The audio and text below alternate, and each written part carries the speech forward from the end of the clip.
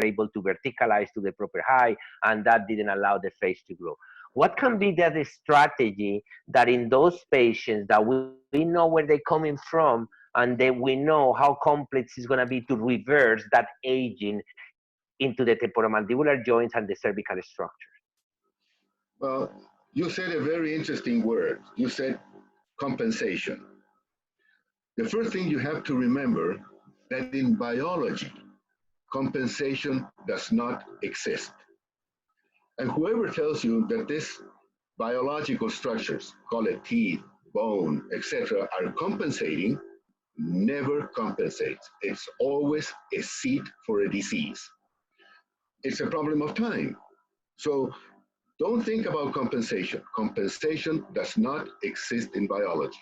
Otherwise, we will never die, and we will only continue to compensate for different situations. So you're saying there is no compensation, there is only misalignment. Exactly. Absolutely. And if these conditions are not aligned in a proper condition that will maintain three basic concepts: the position of the least amount of intra-joint pressure, the position of the least amount of connected tissue structures, capsule, ligaments, surrounding the joint and keeping the joint together, and with the muscles at rest, with the least amount of EMG muscle activity, we will never have any structures functioning completely without load, without grinding, without degeneration or progression of wear and tear of structures. We need balance of all these three major areas. Now, how much rehabilitation we can expect for those structures that they suffering? So you get to see this patient that you know where it's coming from. It's an adult patient. How you can bring that patient back until what point is considered that at least it's going to be stable? Because I think it's really difficult to bring it to zero, right? So so how far we can bring it, and what is the compromises to that point? Well, it all depends on the amount of tissue damage, because patients that they come into your practice most often, and to my practice also, they are in pain. But pain is synonymous of tissue damage. So many people, even in pediatrics, they don't know what pain is, but they may have, for instance, an itching on the head, or a burning sensation in the eyes, or a fullness of the ear. That is pain in a way, but it's a developing pain that if it stays out of normal alignment, it will continue to progress into tissue damage and chronic pain. And what we see in practice today are patients in pain, but chronic pain going through an acute phase. So we can treat the acute phase, but the problem is how to treat the chronic condition, which is a long-term situation. So we need to find a way not to reverse it in 100%, but in a way to stop the progression of degeneration, and in many cases, try to walk back a step in the lesion that they may present. Okay. So, doctor, I think, Hamid, you can go to the questions. Yeah. This was general, but we get a sense of what we're going to be talking about. because we are going already over some of the questions and answering some of the stuff that's coming later. Yeah. So But let's just try to review. We have the luxury that we have a little more time now. But Okay. so let's go ahead, and because I know that it's going to be a juicy content when Mariano is going to talk about joint congruence and arthrokinematics. So at the end, and that's all the way at the end. But I think in some ways he's already answered question one, which is what is occlusion to you, and who were your influences in that, Dr. Rocabado? Well, that's a very interesting question, because many years back, I had the possibility to go to France to work at the orthopedic dental department, not to work, but to observe and do some clinical observations in the department of dental orthopedics in Paris with many, many years back with Dr. Coebet, Bouvet, Fieu, that were the leaders in dental orthopedics at that time. And one of the most important things, again, was that to be able to have a stable alignment of the mandible to the cranium and how the teeth will stay stable in occlusion was, again, airway, tongue position, lip closure, and all these situations. So for me, occlusion, which is a very important concept, cannot go by itself unless it's surrounded by a balanced connective tissue, a balanced muscle activity, very important muscle balancing, not only of what we tend to see from the supramandibular region, everything that's happening below the mandible, the inframandibular structures, the suprahyoids, the infrahyoids, the middle and inferior pharyngeal constrictor muscle that are controlling actually prevertebrally and below the mandible, the pattern of growth and development of the mandible. If we don't balance those muscles properly, we will never have a proper development of the mandible. So we were going to have a discrepancy between maxilla and mandible related to two basic conditions, airway for the maxilla and the inframandibular supra-infrahyoid muscles balancing the growth and development of the mandible. Both of them have to go together. So to you, occlusion is more than just the alignment, but it's proper function of the musculature.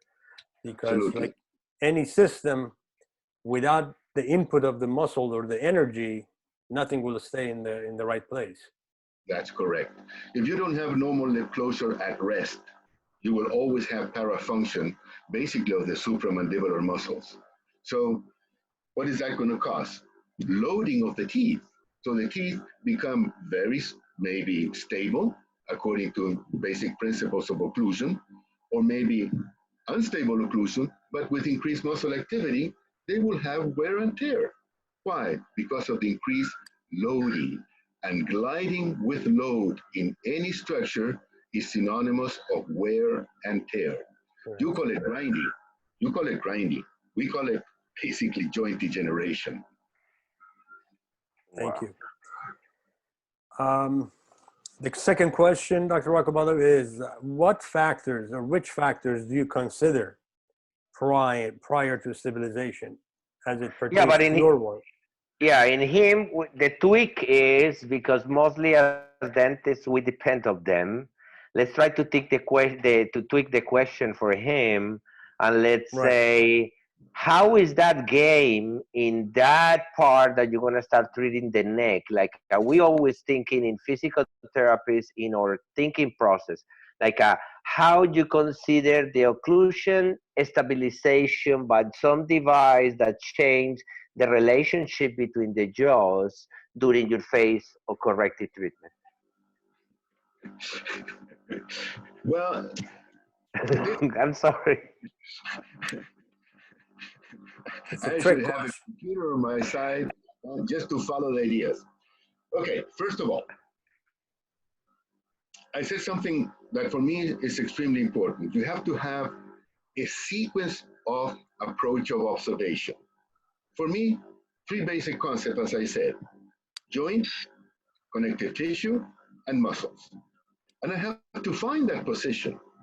And everything, all these structures have to function according to the same basic principle.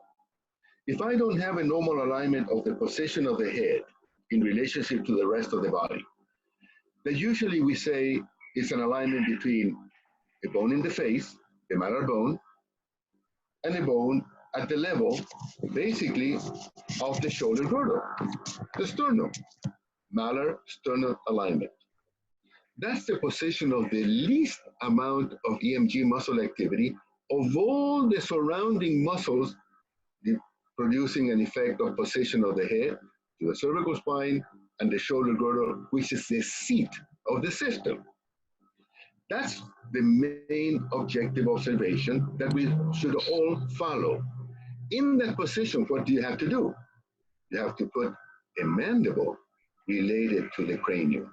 But the most important thing, you have to have a head horizontal in space, in the three planes of space: axial, coronal, and sagittal. What does that do? When you have a normal alignment of the head and the neck with the head horizontal, 3D, axial, coronal, sagittal. That puts the fossa of the temporal bone in a three-dimensional horizontal position. What does that do? Puts your maxilla in a 3D position.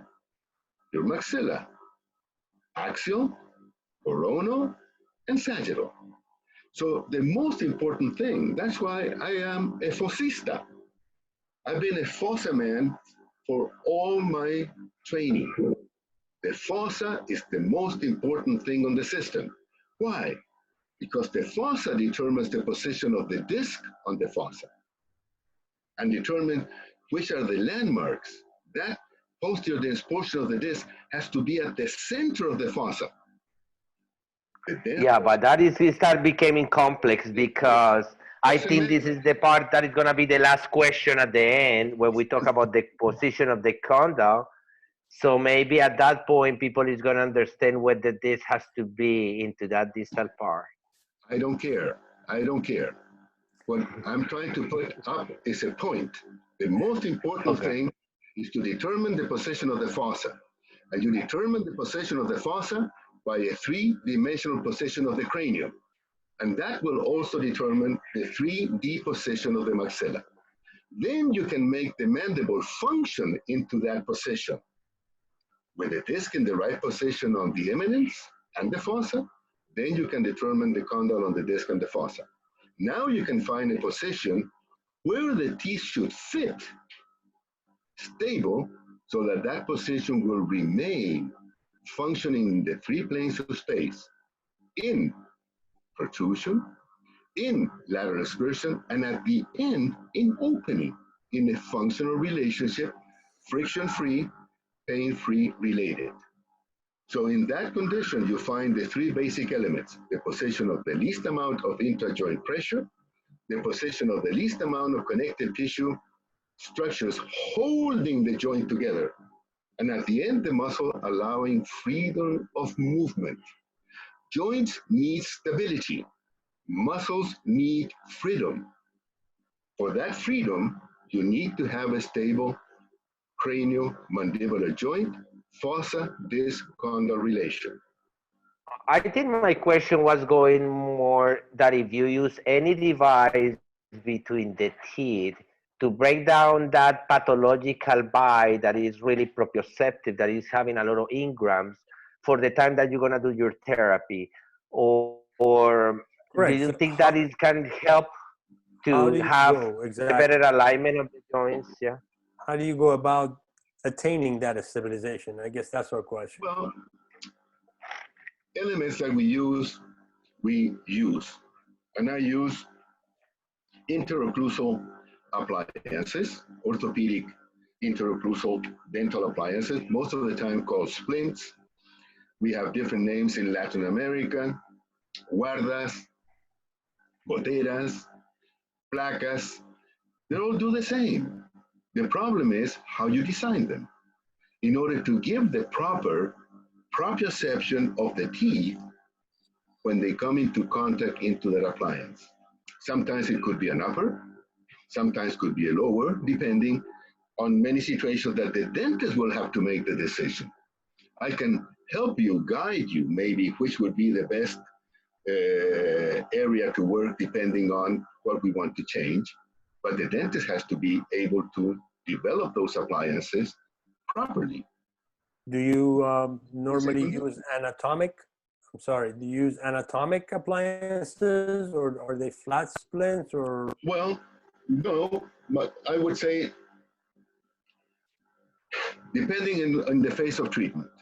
All of them at the beginning, we start basically with a flat splint with guidance, especially canine guidance. For me, it's a protective mechanism that I cannot forget in all my patients. I need to protect the system.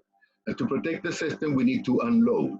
So this guidance is the main situation is to unload. But one important factor, and I think maybe dentists forget a little bit about the concept of the central connection between occlusion and the central nervous system, central sensitization. I always give the example. If I have an arm pain or a hand pain, I can do a test, a provocation test on my cervical spine, and I can determine exactly what nerve root is going through a disorder that is causing an irritation, giving me arm pain all the way through. One nerve root can give me a complete arm pain. How many roots do you really put into contact every time your teeth come together, sending an information to the central nervous system? As long as I know, 40.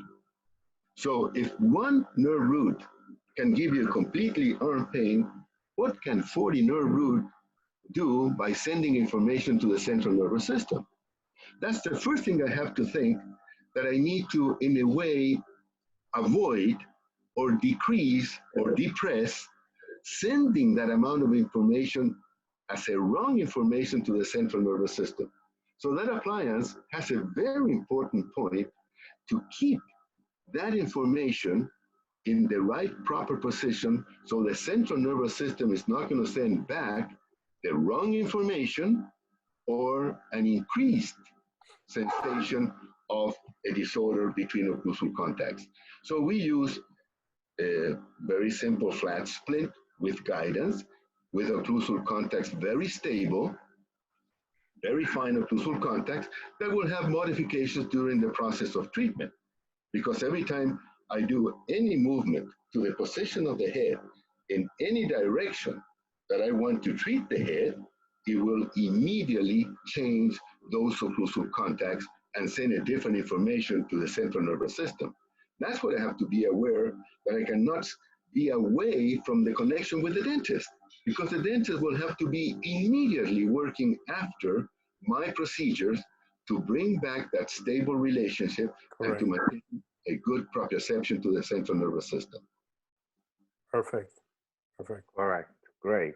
So let's move to the next question, because I know that I'm going to catch him back soon. I know what I'm going to ask later, but let's do some questions. Otherwise, we're going to end up, but I know my next question. Keep going. All right. So the next question is, which type of information diagnostic records do you collect? Maybe we can actually do 3 and 4 together.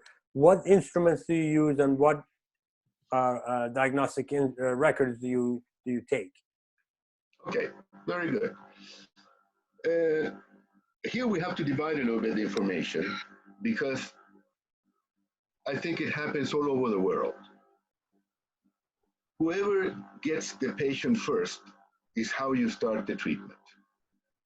Because once the patient is in your practice, you have to apply what you know.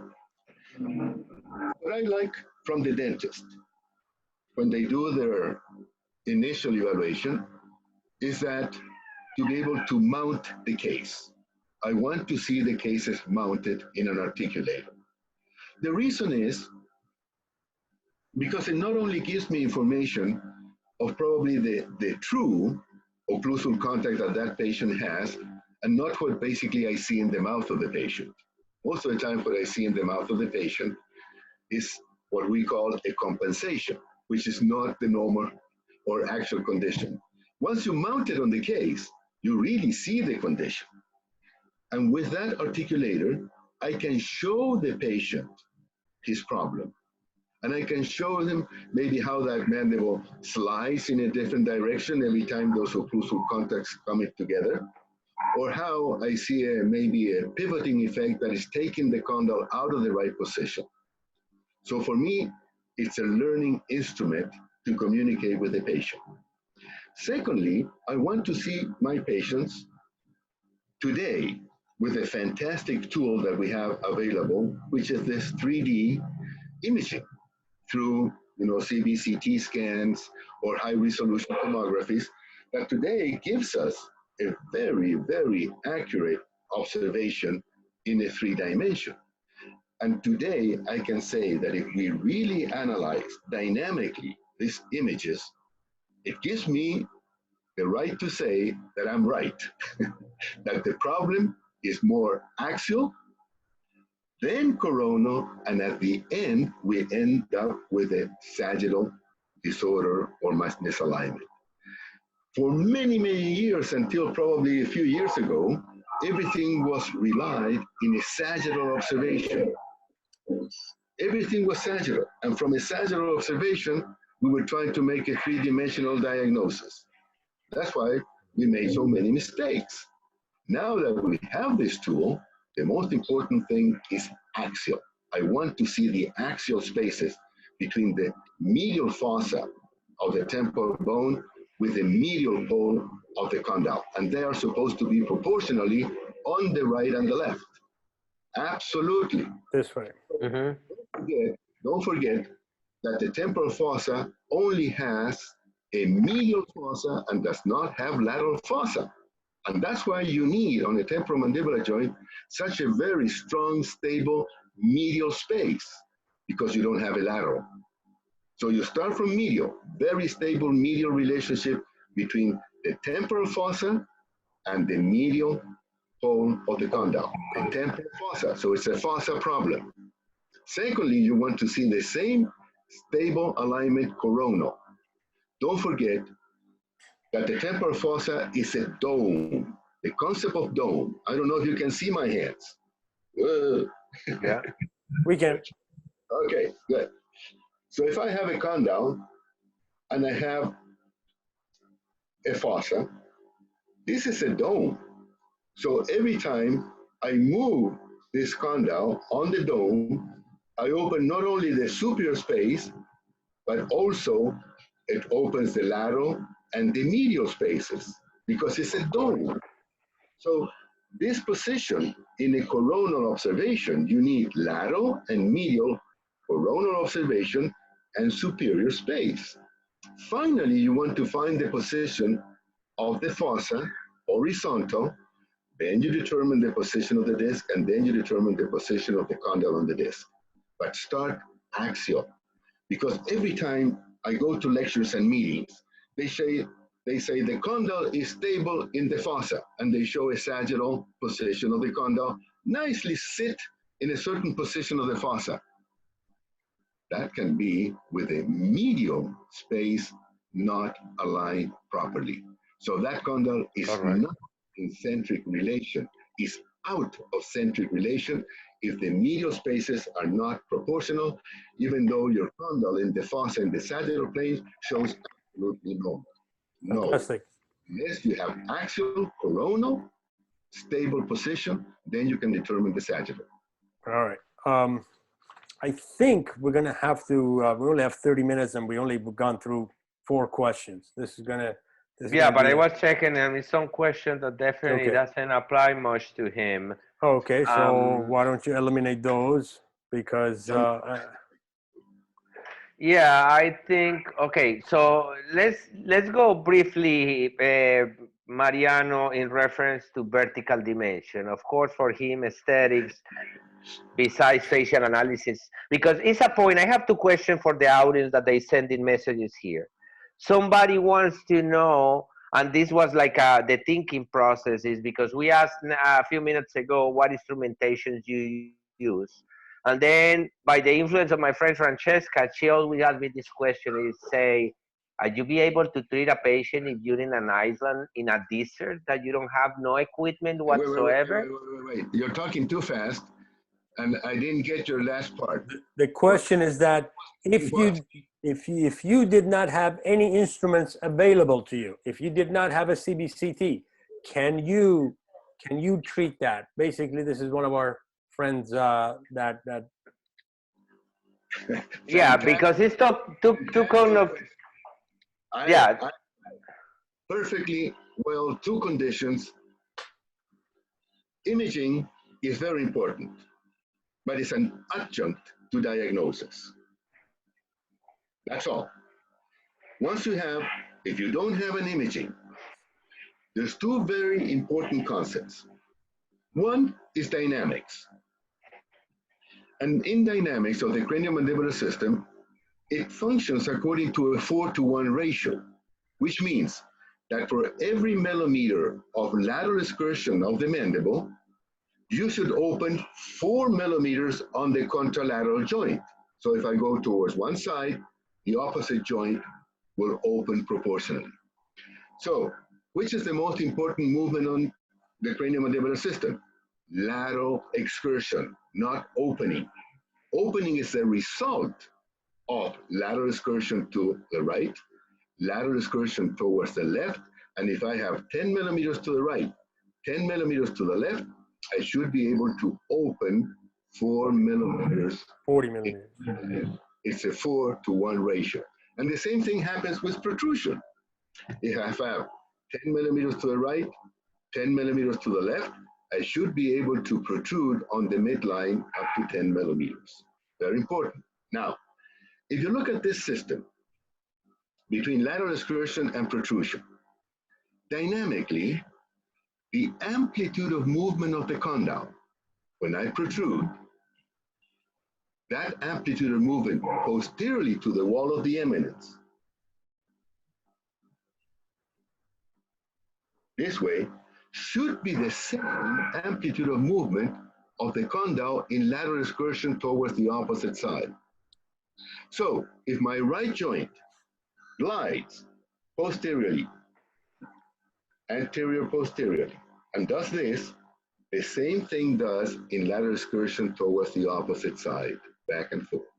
You should always have then lateral excursion and protrusion before you measure opening, because depending on that lateral proportional movement to the right, to the left, and protrusion on the midline is going to be the result of opening.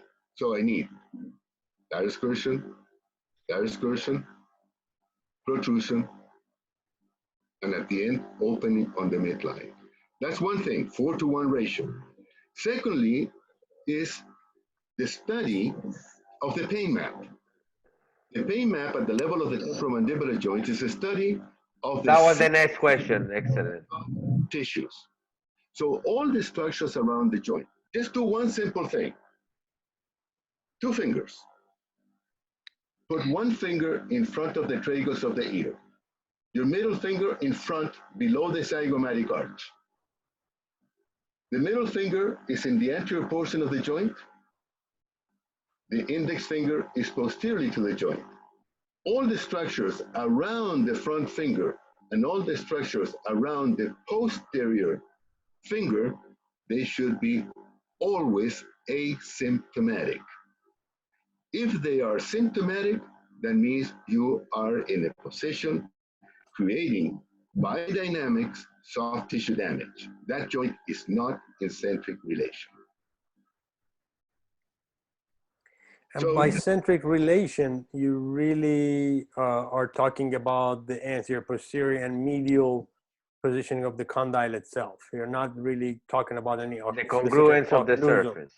well, you right. have to realize that by definition,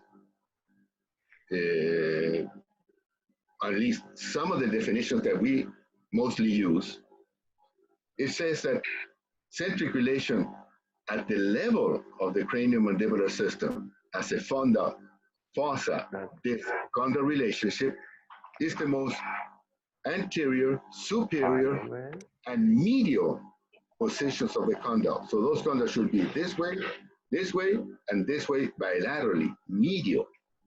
So it's a 3-dimension position of the relationship of the fossa, the disc, and the condyle.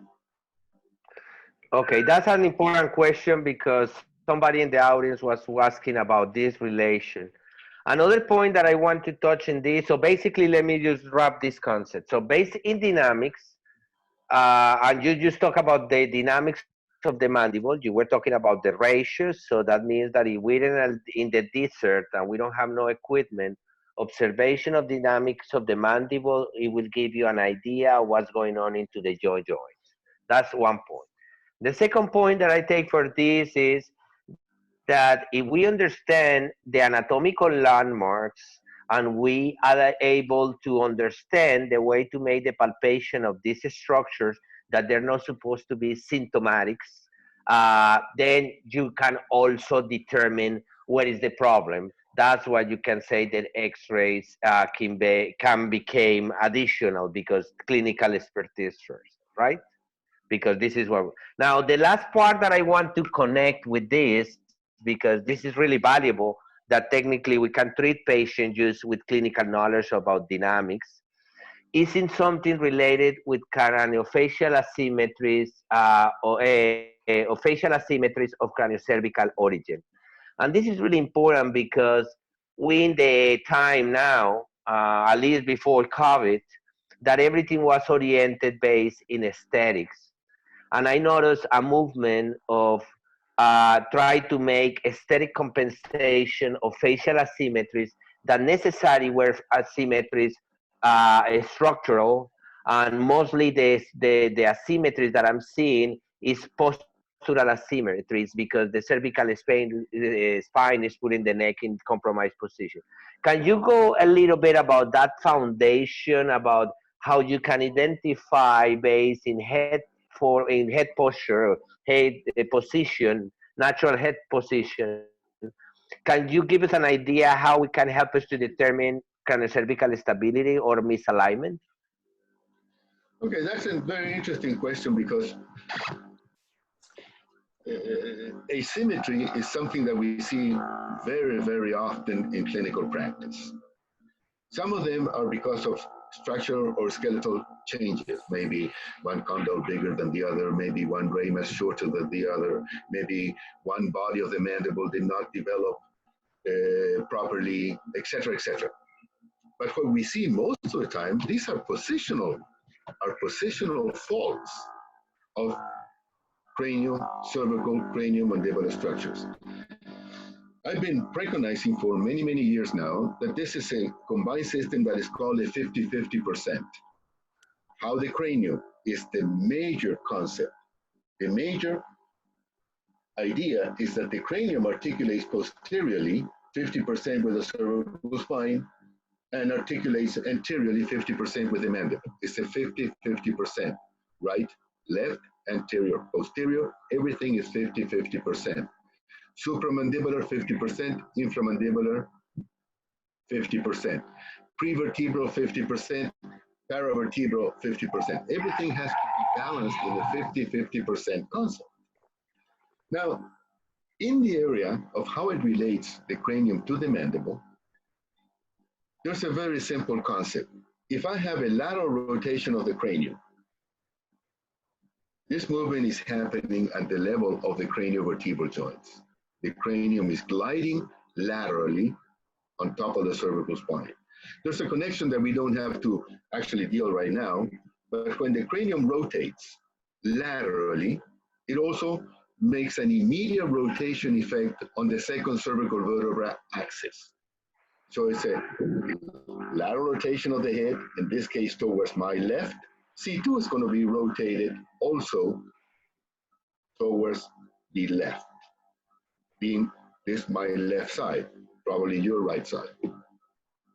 So if the cranium rotates laterally and remains in that position over the years because of different circumstances, you sleep on your tummy, you hold the telephone with your head over your shoulder, you have the computer on one side and the other, etc., etc.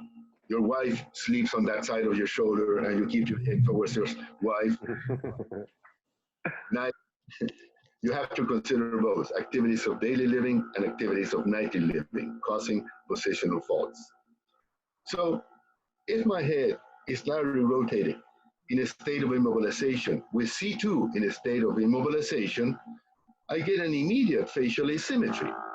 My orbit is high and my corner of my lip is high. Yes. So I have an occlusal plane that is canted with the same canted relationship that the cranium and C2 is having. So you find that, and I would say that this is very interesting because maybe I'm going to say something silly, but I don't think so. If you mount your cases as a dentist and you do a mounting of the case, which is the most common condition that you find when you did the mounting of the case.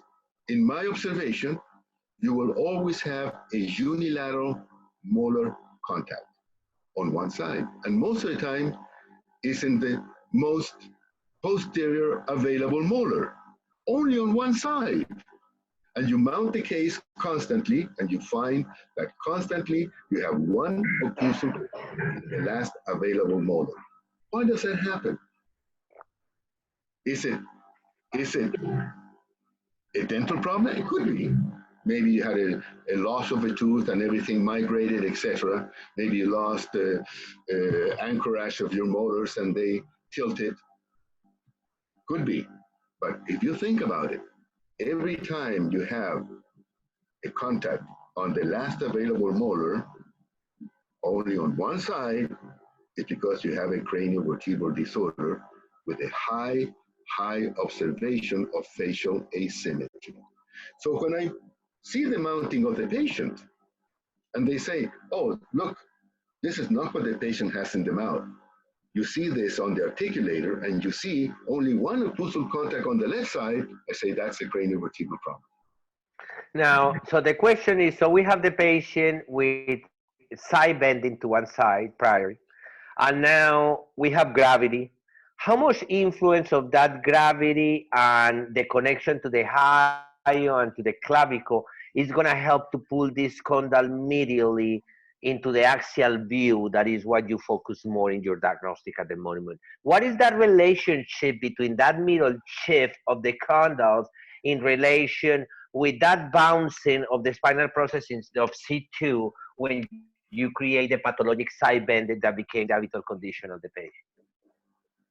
Well, again, what's the most important thing? Fossa. Why? Because if my cranium is laterally rotated, my fossas cannot be at the same level. First of all, so the fossas are not horizontal. This fossa is high, this fossa is low. Not because you have a short ramus or a long ramus. No, this is positional. We're not talking about structure. This is horizontal. This is canted. The fossa is canted. But the fossas are concave in a convex joint surface. So when this condyle has to adapt to that new fossa position, it slides. Now what are you going to have? A widened space between the medial wall of the fossa with the medial wall of the condyle. On one side large, and on the other side very narrow. So you have an asymmetry that you cannot treat by repositioning the mandible. So now the question is, can we correlate? So can we correlate the side bending of the patient as a normal pathological posture directly with a medial displacement of the disc of the opposite side where the space is getting wider?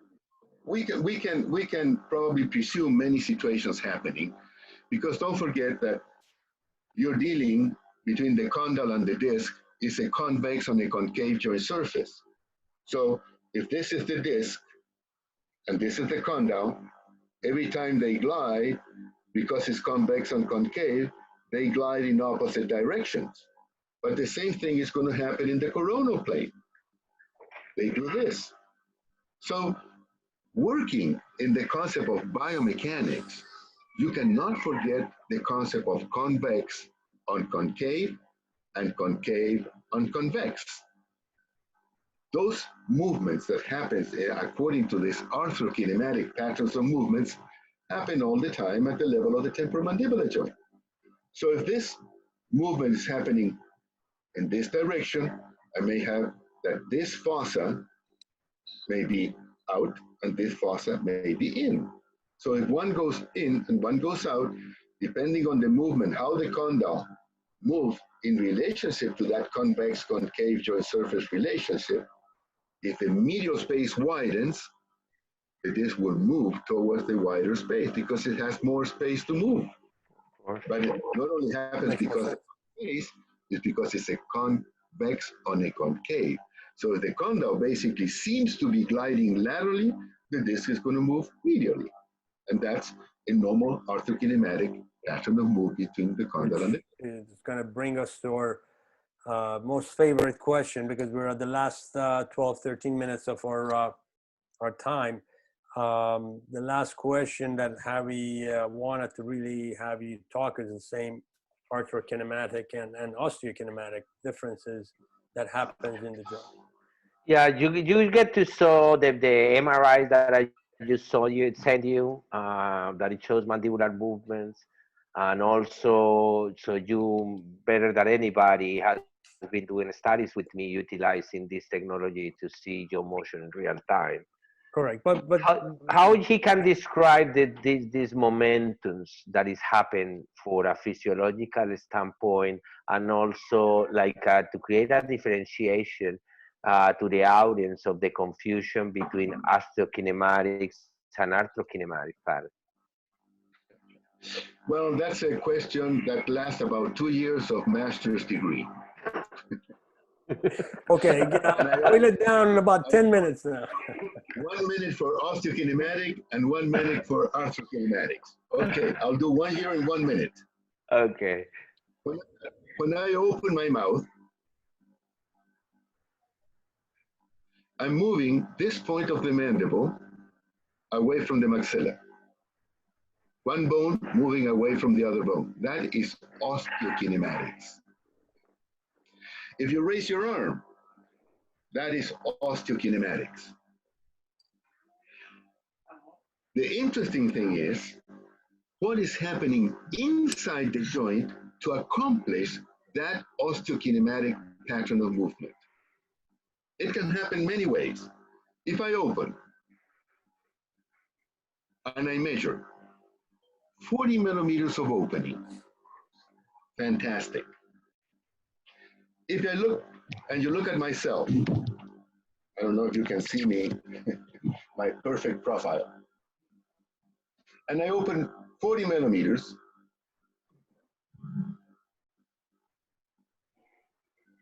Would you see that? Yep. It's the same if I now, when I open, I do this.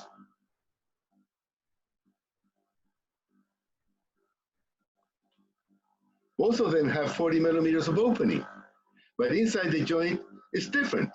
In this movement, at the end, I did protrusion first,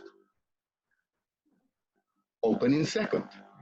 I did translation, rotation. In the sequence before, I did rotation first, translation second. Both of them have 40 millimeters of osteokinematic movement. One with normal function, and the second one protrusion opening in this function. So that if you measure 40 millimeters of opening, so what? It doesn't No, mean. but we're talking about the events, and the connection that we're trying to look is because still many people opening by registrations in the articulator, because pretty much people believe that we work as a hinge axis rotation. Based on the studies that we have, we've seen that that condyle in many cases because the discrepancy between the maxilla, the supported structure, the maxilla and the mandible, it will make that archer closure is happening independent, different events. That's what it show in the MRIs. That's what it show with the studies. So look, don't rely on MRIs for arthrokinematics. It only shows you a connection of movement between the condyle and the disc and the fossa, but not what's happening between the condyle and the disc and the eminence. So it's just an adjunct, again, of observation. So don't use it as normal biomechanics. Now, what you have to realize is two things. The temporomandibular joint is a synovial joint. So it needs a joint that needs lubrication for nutrition, lubricate the joint surfaces, and prevent gliding with load, basically. But being a synovial joint that has a disc is synonymous of two. That means you have a disc functioning below the disc as an independent synovial joint with a condyle. And then you have a disc with the posterior wall of the eminence and the fossa as an independent disc temporal joint. So you have two independent synovial joints.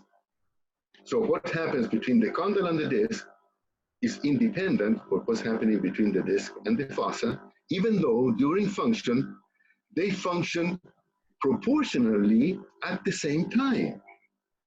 So my condyle on the disc, every time I open, is doing this. But the disc on the eminence is always translating. But when I open, I'm doing rotation in the inferior compartment and translation in the superior compartment at the same time. So it's But, simultaneously, but it's two different arthrokinematic conditions. That is pretty much. but listen. When the condyle glides forward, the disc glides back. And then the disc on the eminence glides forward. So below the disc, you're having a movement of the disc gliding back, but on top of the disc is gliding forward. That's correct. The stress happening at the level of the disc. And that's why in many cases the disc perforates when does that pattern of movement, of shear movement with load. But there are two independent movements happening that can happen simultaneously.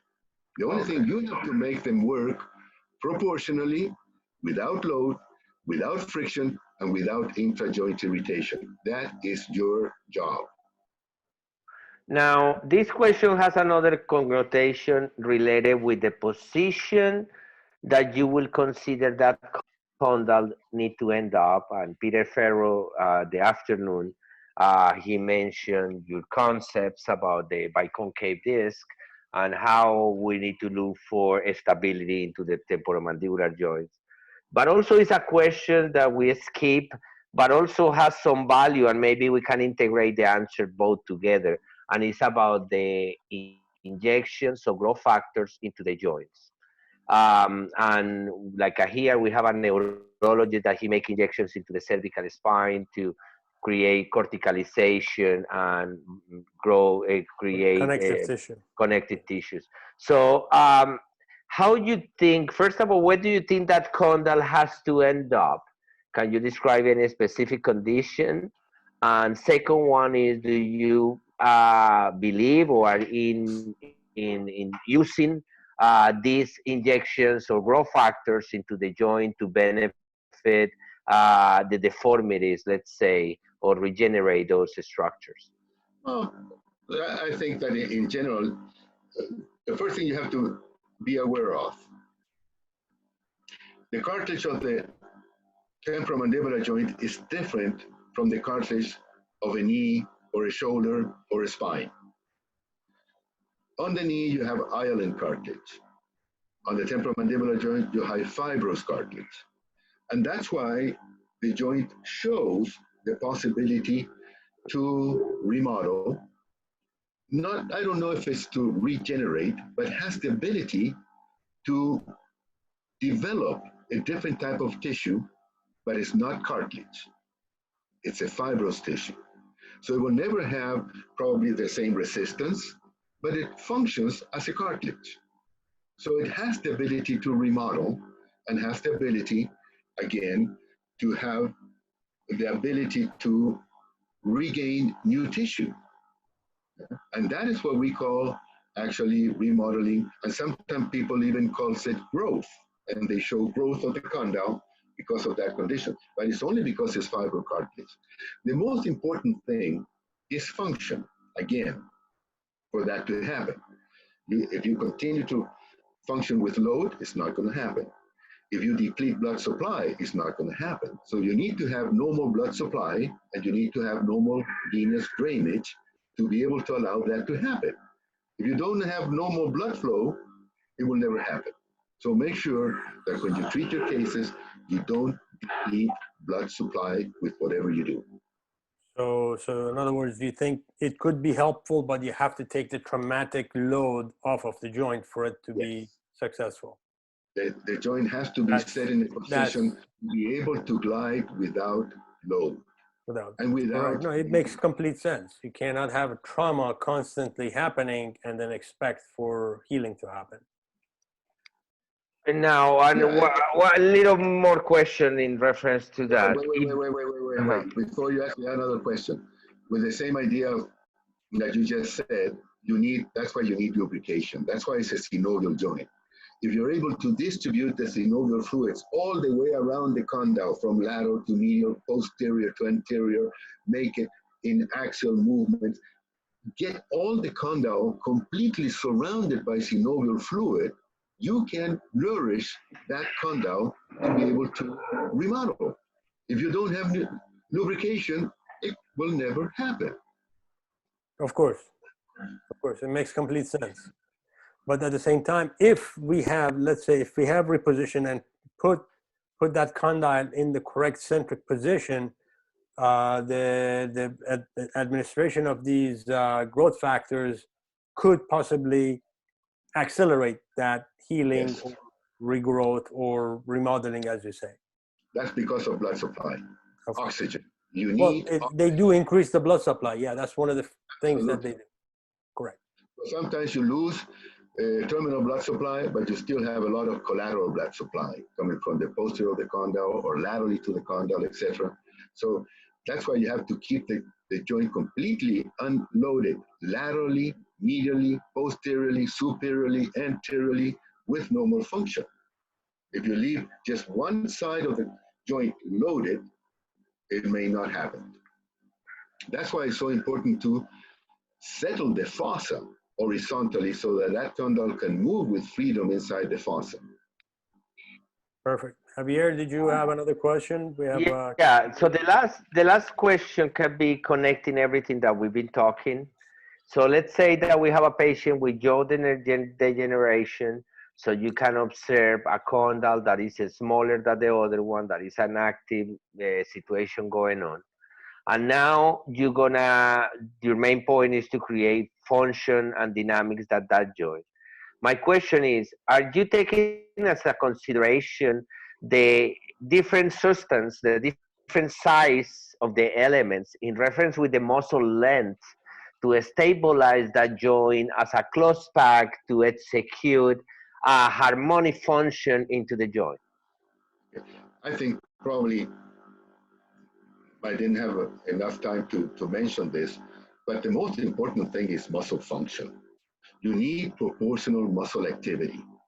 If you don't have normal muscle function and you don't have proportional muscle activity, it's very difficult to control, the stability of this biomechanical system. Well, don't forget that muscles are always working between point of insertion and point of origin. So if I don't have an alignment of the head and the neck on top of my shoulder girdle, and this is my point of insertion, and this is my point of origin at the sternum, and I'm in this position, it's not the same to be in this position, according to that muscle length, active on the mandible, that a muscle now that it has this length. So it all depends on the length of point of insertion to point of origin. Those are the conditions that we need to have to balance on the right, on the left, anterior, superior. But muscle is the most important thing. Yeah, but independent of what you're gonna see discrepancy into the spaces, into the joint as result of this balance. That's okay. I know that it is like that, but I want the people, because a lot of people always is trying to compensate the spaces, even that the structural patterns have been changed. What bothers me the most in relationship to muscles, you go to all conference of temporomandibular joint, and they show you a cranium with a mandible and only supramandibular muscles. And most of the time showing a masseter and a temporalis muscle. If you think about that, what's happening with all the muscles below the mandible? Look at the amount of muscles that you have: suprahyoids, infrahyoids, prevertebral muscles coming from the cervical spine through the constrictor muscles into the mandible. You can't function normally supramandibularly if you don't have a balanced muscle activity below the mandible and in front of the cervical spine. That's why you need to have a cranium balanced on top of a cervical lordosis that maintains a distance between the mandible and the cervical spine, and between the mandible and the shoulder girdle, sternohyoid, omohyoid muscles coming all into the mandible. If these muscles are hyperactive, how can I relax? So the more forward they come, the more they pull the jaw back. Right. You can artificially produce muscle relaxations supramandibularly, But if you don't balance the inferior muscles and the prevertebral muscle, that will give you a relapse of the condition. You have to have Okay, so muscle. this question definitely forces us to have another question, even that we stayed a little We've bit, but finished up. We're past the time. no, we're gonna pass tiny bit more because it's impossible to have Dr. Rocabado and doesn't talk to I us know it. about airway because this is really important. Mariano, these questions apply perfect to you. Do you notice changes after treatment, expected or unexpected, positive or negative, with what we call body compensation? But I want that you focus this answer in reference about that conscious to try to bring mandible forward, to try to open airway. And I want that you talk about that late response, about the muscles try to bring the cervical spine on front and have a airway relapse because the muscles activity between the middle and superior constrictor pharyngeal muscle. Honestly, this is one of the more fascinating things for me, and also is to me the more part that we need to centralize to create conscious that we need to be aware where we're going to bring those mandibles because they're relapsing airway. Okay. You have to be very careful. Moving mandibles around is not a simple thing. And when we abuse a little bit about the system, we don't see actually the end result. But we don't see the end result until a long period of time. Huh? And I was reading some articles in relationship to this, and it's been proven that all the reactions to an action in the area of the craniomandibular system will not show in a period of 10 years. So whatever you do to your patients today, you won't see the actual effect of it until after 10 years. So that makes it very, very difficult to understand. And at the same time, we have to be very cautious with whatever we do when we try to invade areas of joints that are not built to support in those positions. So we have to be careful. And we're seeing now the results of some of those events. And we have to be very aware that iatrogenic conditions also can happen. And I believe that the most important thing today is taking into consideration apnea, sleep disorders, and upper airway problems and middle airway problems are being taken care. And that was something that we have been working on for the last 50 years. This is not something new. This is very old situation. Okay, Perfect. I promise I don't ask more Thank you. questions. I would love to ask you. I think I've been like 15 years asking you question. I never gonna end up, and it's no limits. We sit with a bottle of something and we really talk. So thank you so much. This the beauty of this. I want the people feel the fascination how when we put people together with the same passion, we have too many things to talk about it because the human body is so fascinating and so complex. And you getting to see people like you that devote your life to knowledge and to be able to share this information with us is a benefit that I have amazing with you, but I want to share this opportunity with the rest of the people. That's So right. That's Mariano, right. Okay, before you cut off, I just want to say thank you to Hamid for being part of this system, and thank you, Javier, for putting on it together. But there's one thing that I want to say to the people that are listening from Latin America is that we are going to put Spanish-speaking conferences as well. So starting next weekend, we're going to have similar conditions in webinar in Spanish for Latin American and Spanish-speaking countries. so you need Fantastic. to say in Spanish. Bueno, Vamos a tener charlas en español para la comunidad hispana. Yo me le voy a colar a Mariano al Training Center allá en Chile para poderles mostrar un poquito de oclusión biofuncional. Y Mariano va a estar haciendo cursos en español para todos esos amigos que nos piden todo el tiempo, que no nos olvidemos de los amigos de la, habla hispana. la verdad de las cosas es que lo dije en inglés porque me salió en forma natural, pero les comento que vamos a tener a través del Instituto Rocabado programas en español para los países de habla española para los portugueses que también entienden fácilmente el español y para los italianos que también nos entienden cuando hablamos en españoliano. Así es que vamos a tener una serie de charlas que nos van a permitir juntar estas ideas de Europa, de Norteamérica y de Latinoamérica para lograr un final común que es la felicidad de nuestros pacientes. Así que nos vemos y gracias por la invitación.